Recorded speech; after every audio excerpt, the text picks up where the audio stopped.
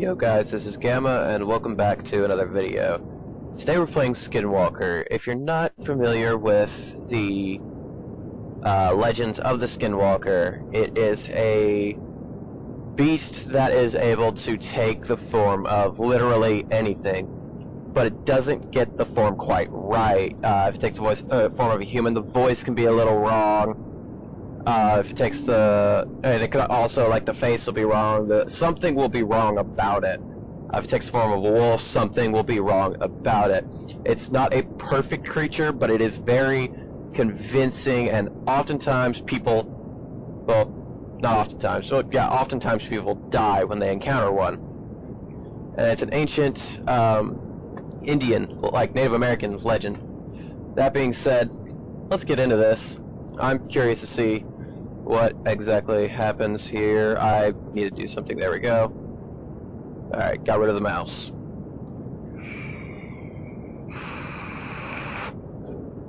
The following story really happened. I saw it with my own eyes. Maybe it didn't happen as I saw it, but more on that later. We were all going out camping, me and 3 friends from university. Let me introduce my friends. This is Darren. I wouldn't say that he's our group of friends leader. Fucking... Okay, it's over there. Or actually, I would. He was always he's the one that always gets us out of the house and into the action. He's the one that hit on that cute girl first day. Or first one to hit on that cute girl by the bar, and he's the one to jump from the roof into the swimming pool. God, I cannot fucking read today. According to himself, he was even more impulsive when he was a kid. Oh Lord, I can only imagine. I can only imagine his childhood. Yeah, well, yeah, me too. And how often he must have broken his legs, scraped his knees, and hit his head. Still, if it weren't for Darren, we wouldn't have half the amount of fun we have. This girl is Celeste. We have known each other since we were children. We met each other when she moved into the house next door when I was 7. My mom told me to go show her around the neighborhood, and after that we were inseparable for a few years. She's a nice girl, although her health isn't the best. She has some kind of heart problem which I forgot the name of. This forced her to be away from school during extended periods of time during her childhood. Because of this, until we started university, I was her only friend. Still, she never complained, and I've always seen her as a positive, happy girl. Next is me. I'm Joe. As the name implies, I'm pretty normal. I don't have any overwhelmingly bad qualities, but on the other hand, I don't have any overwhelmingly good ones either. Really? So you're just an average Joe? I live in this apartment with a short walk from my university. This is where us 4 friends usually gather before going out. This guy here, looking all relaxed on my bed, is Michael. He's my neighbor, living in the apartment next door. One day while I had Celeste over, he just barged in. Hey man, your place looks pretty nice. Mind if I join you for dinner, he said. As you can imagine, he's pretty pushy. I don't think he realizes it himself. He came over several times after that day. After that, we somehow naturally became friends. Yeah, well, when you're forced to, be friends with somebody, it kind of happens. So one day Darren came up with the idea that we should go camping. Darren said his family had a cabin a little bit into the forest. So camping we went. Could be fun, right? Of course, me, Michael, and Celeste disliked the idea of staying in a cabin. It's a camping trip. We have to sleep in the wilderness. So Darren told us about the woods near the cabin. I don't remember much about the trip to the cabin. We joked around, took a few breaks, normal stuff. Either way, we drove up to the cabin and left the car there. We took a short break in the cabin and set out into the wilderness. We went pretty far in. I can't say how far in distance exactly, but it took several hours to get to where we set up camp. The first day we just screwed around. Nothing abnormal happened. Screwed around, huh? Sure you did. But then...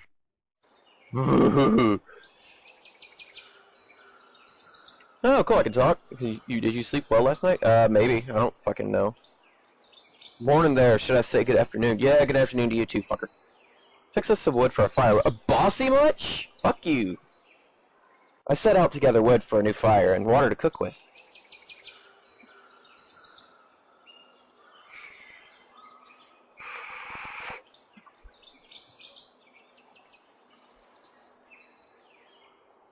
This has very, like, Final Fantasy II style graphics.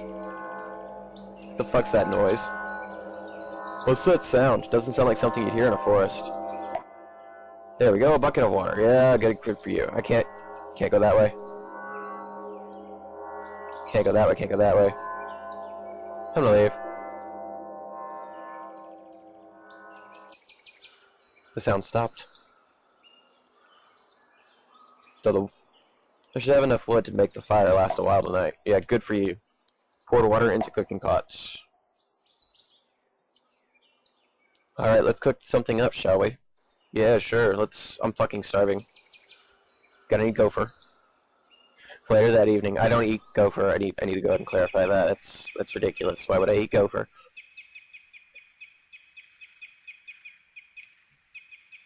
It's time to go to sleep soon. We're all out of booze.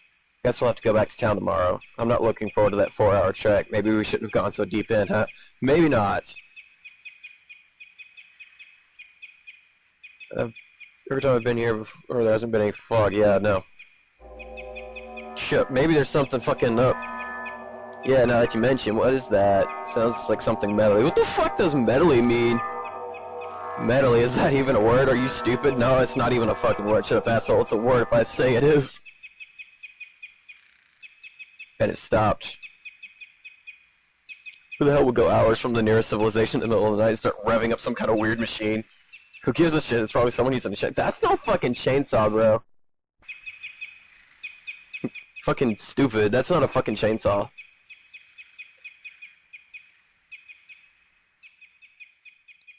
Sleepiness soon overtook everyone. Yeah, I can imagine. But I'd kind of be worried. Something woke you up a few hours later in your half-awake state. I'm sorry. I thought this was first-person narrative. It just jumped into third-person. You stumbled outside. Maybe I shouldn't have stumbled out at all.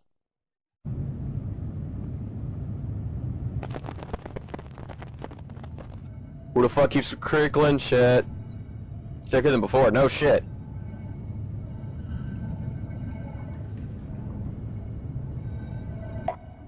No. Fuck. Keep hitting the wrong fucking button here. There's something there. Michael, is that you? Say something, will you? Who are you? Don't sound like such a little crying bitch. That thing has red fucking eyes. Stop right there, you have a knife? Bro, then just run up and stab the sumbitch. Why would you run the opposite way of which you came? Like, what the fuck? I'm going back to the tent. Oh, man, I wanted to go back and fight the damn thing.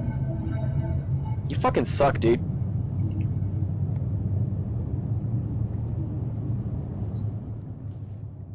Hey, wake up, there's something outside the tent. Maybe there is, maybe there isn't. What? I'm sure there is. It's lots of squirrels and shit. Go back to fucking smartass. Michael here? Yeah, I'm here. Why wouldn't I be? I don't know. The thing outside looked like you. It was probably some animal. An animal that looks like Michael. Racist joke. Maybe there's some sort of animal with those sounds. A few minutes later. Bro, what the fuck?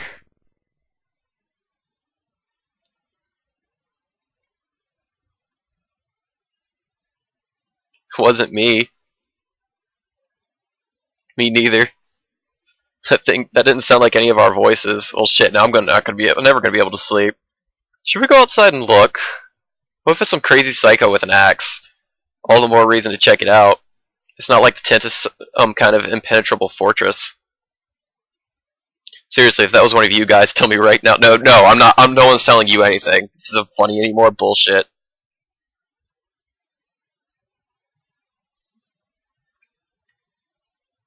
Everyone get out together and check it out. I ain't going alone. No shit. I wouldn't expect you to.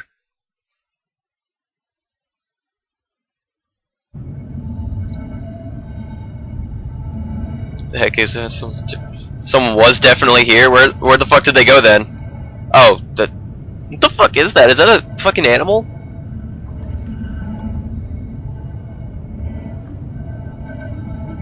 Can't just definitely fuck our stuff, dude. I'll go get some flashlight. Good, someone grab a fucking flashlight. A couple of minutes later. Let's go.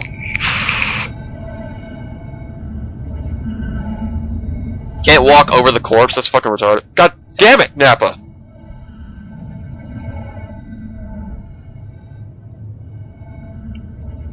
Run away through the woods!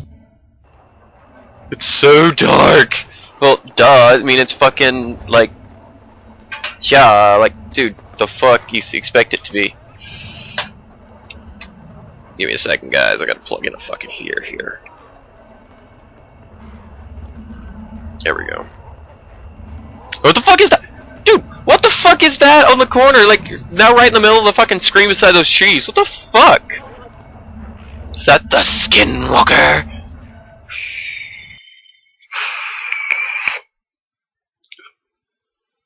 And while later it became obvious that Darren had no idea where we were going, he was swearing and looking all around. Well, yeah, I mean, I'd be scared shitless, bro. We've been walking for an awfully long now. Are you sure we're on the right path, Darren? I've walked this path hundreds of times. We're on the right path. What did the guy who was lost as fuck say to his friends? I've walked this path 100 times. We're on the right path. I don't recognize anything. That's what the second guy said. Sure. Spoken like someone who's lost as fuck.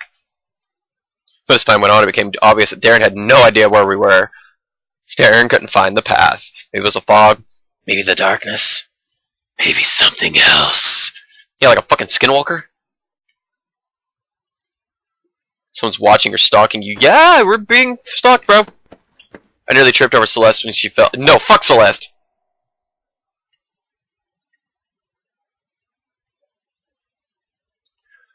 Bro? Something somewhere was wrong. I realized the sound from earlier was back, softer but still present. Started looking around, panicking. Did a head count, or more accurately, a silhouette. Me, Celeste walking beside me. Darren in the lead, Michael to the left. Who the heck was the guy beside Michael? I quickened my pace. Thought about shouting out, but was worried. If I did, maybe the thing would turn around and jump Michael or something. I didn't know what to do. I ran my fingers along the knife I brought from camp. Then the cabin appeared out of nowhere. The mist was starting to disintegrate around us. It was easier to make out who everyone was now. I looked at the thing next to Michael. She looked just like Celeste. The thing next to me leaned in front of me. That's, like, horribly fucking put together. It wasn't Celeste. Fuck you, dude. Fuck this game. I should have ran or screamed, but my body was clenching up for no reason. The thing turned and walked into the mist. I caught up with the others as they entered the cabin, practically in tears. They couldn't find the car and were arguing about where we put it. I told them what I saw. Obviously, they didn't believe me. Still, everyone hurried inside and locked the door. Yeah, totally, because, you know, fucking... You can't get in the fucking door. He followed us here. He really wants something from us. Why don't you fucking ask? Someone get the shotgun. What? Get the shotgun. Shit! Shoot, he'll kill us. Shoot him, huh? What? Shoot! Shoot now! Nobody said a word for what felt like an hour. Finally, Michael slowly walked towards the door and opened it. What they saw sent them all into shock. It was Joe. The Joe inside the cabin started laughing, silently at first, then louder and louder until everyone had to cover their ears. That was when everyone realized they had made a mistake. The Joe outside the door was the real Joe. Aw, oh, come on! What? Come on!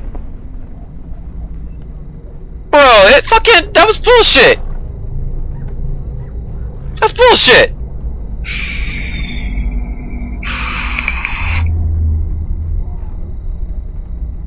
Okay, that can't be the true ending, because Joe was fucking talking like it was him telling the story. I'm gonna restart that and see what happens.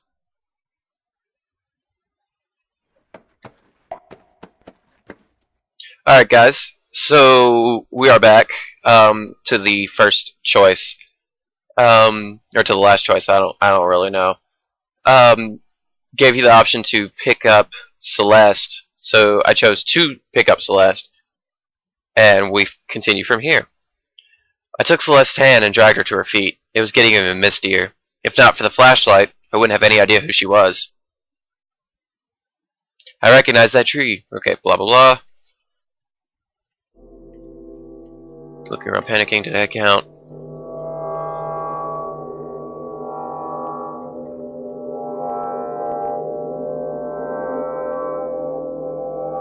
The thing whose hand I was holding leaned in front of me.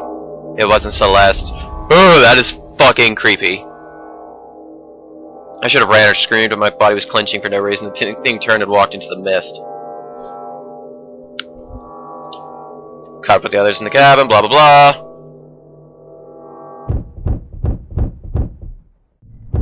He followed us here. He really wants something from us. He doesn't seem to have anything to break the door down with, though. What the hell does he want with us? Hell if I know, ask him. Fucking ask him! Someone just open the fucking door and just ask this fucking creepy motherfucker. I wasn't gonna. Nothing useful inside. But they just pulled a shotgun out of there. Did he go away? Yeah, it sounds like it.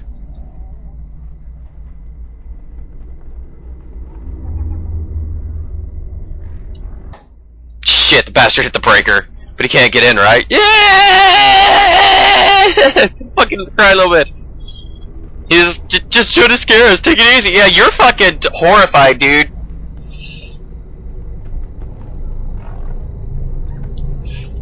She seems to be hyperventilating. It's alright, Celeste. The door is locked and it's the only way in. We're safe here. Yeah, but there are windows. Okay, I'm gonna look out this window.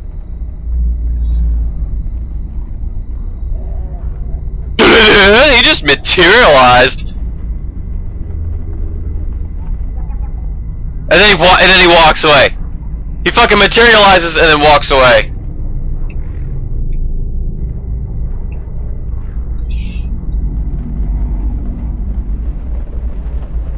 Yeah, I saw something look like you. Fuck you, dude. Suddenly a strong sense of nausea hit me. There was something in the air. I could feel horror overtaking me again. These fucking sounds, man. I don't feel so good. Oh, shit.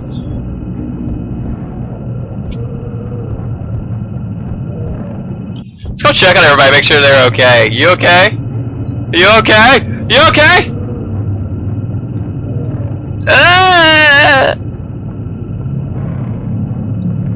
Can't get up. We played some cards here before going out. Why is that relevant? Okay, so nausea, what am I gonna do? I'm gonna go lay down.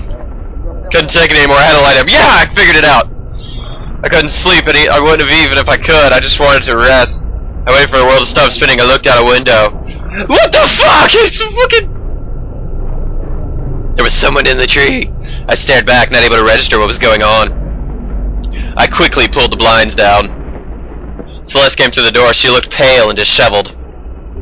I dragged her onto the bed and laid her down. Oh yeah, you laid her down, alright? She was gasping for air as though something was suffocating her. Eventually her breathing became more regular. I asked where the others were and she shrugged. Her room stopped spinning a bit. Suddenly a voice could be heard from the locked door. What was worse though was that it was Celeste's voice. Let me in, God, let me in here! And then he pulled my knife and placed it at the Celeste lying in the bed. She fucking scared. I'm the real one. That's out there. That's the imposter. That sounds like something an imposter would say. Stabbed her at the voice at the door and changed to some low, deep, guttural voice. Then became high-pitched like a little girl's and pulled my knife away. I snapped out of the trance. Now the nausea was returning. I got to the door and opened it. There was nothing but a trail of black liquid. Suddenly I got this feeling that it might not be the best idea to go outside. Fuck you, I'm going outside! Cause I'm a brave boy! There was nothing the thing was nowhere to be seen. Just as I was turning around, I took a look at the roof. There it was. It was close to a corner, about to turn. It looked like an albino male with really long limbs. He had fingers instead of toes, and all 20 of them were elongated. He was facing away from me. Suddenly the head swiveled 180 degrees and stared at me. Just fucking roll it, dude. It's a fucking humanoid roll it. Started choking up as if suffocated. It was hard to breathe. Seeing up as it smiled slowly and deliberately. Thought it was going to devour me when its tongue snaked out. On the tip of the tongue was my face, like a tumor. Happy removal day, tumor baby. Eyes closed, lifted up, turned to some psycho smile. There's a legend somewhere that when you see a doppelganger, you die. I thought of that legend, but then the creature rounded the corner and it was gone. So, it stuck its tongue out at you with its head swiveled 180 degrees. And it walked away.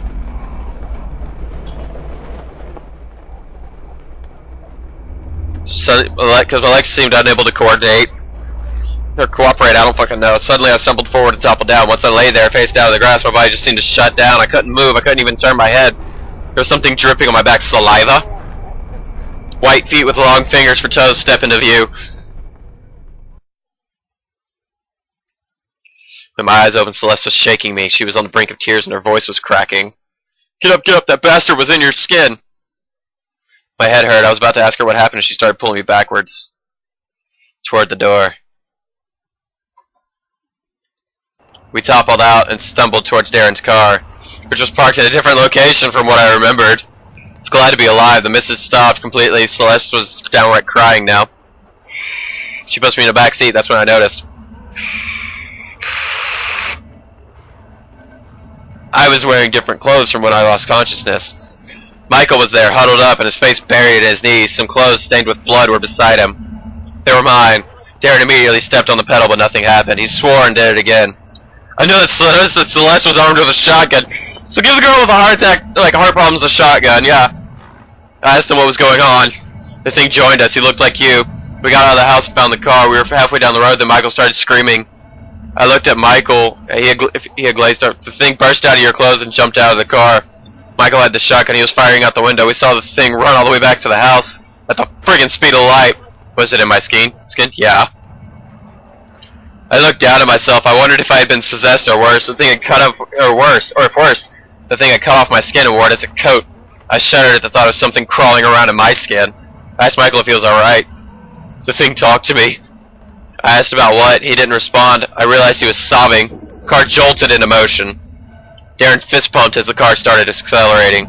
I turned back towards the cabin and saw the albino thing standing on the roof in the house, watching us. I shuddered and turned back and Celeste screamed.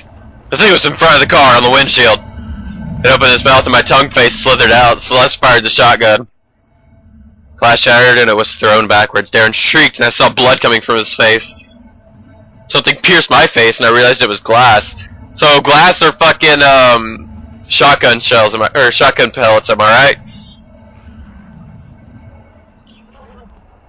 I wished I could close my eyes and mouth hung open and I saw my face. I didn't move or say anything because I couldn't. I love you, I love you, I love you, I want to be you. No, you can't be me. Fuck you, I am me.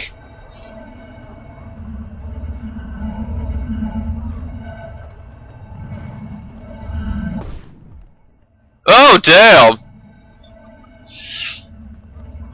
Her face and body were bleeding and she had this spaced out psychopathic look in her face, in her eyes. She just fired the shotgun, my face looked directly at me. I am you, it whispered. She fired again and I saw my face begin rotting to nothing more than a skeleton in front of me. The thing's head flowered open. That's the best word I can find to describe it. It kind of split and split again, peeling away. I saw faces, lots of them on the inside. I saw Celeste and Michael's faces.